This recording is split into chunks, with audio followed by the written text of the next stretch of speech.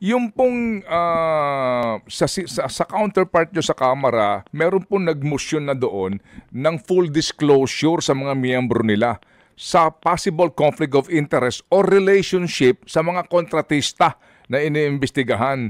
Kayo po ba sa Senado, ano ho ang balak ninyo? Kung meron man po, doon po sa usapin na baka may relasyon personal o ano man po doon sa mga contractors?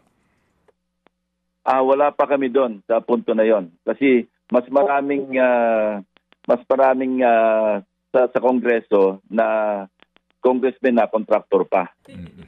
Opo. Kaya dito sa amin, wala pa kami doon eh. Pero lalabas din yon kasi mahaba pa namang usapin ito eh. Inuuna lang natin yung mga prioridad para na kung saan makatulong kami doon sa Independent Commission.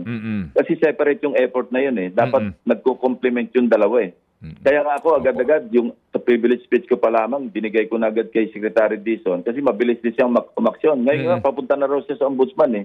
Oo nga po, nakita ko na yung po. Sa Independent Commission, oo, si Mayor Magalong kasi parang virtually, member na siya nung Independent Commission, nag-usap na rin kami kagabi. At sabi ko, ipakuha niya na yung USB para may pagsimula na rin sila. Kasi maliwanag na ebidensya, sabi ko, open and shut case na itong mga hawak namin.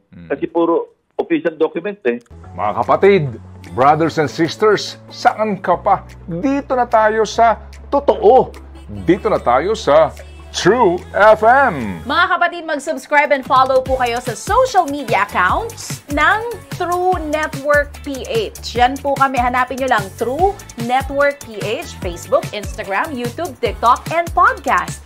Mapa-Apple or Spotify man yan, mahahanap nyo kami. Lahat ng mga napapanood at napapakinggan nyo po sa programa, nasa social media accounts namin yan. So, paano mga kapatid? See you sa social media! Dito tayo sa totoo, tunay at tapat.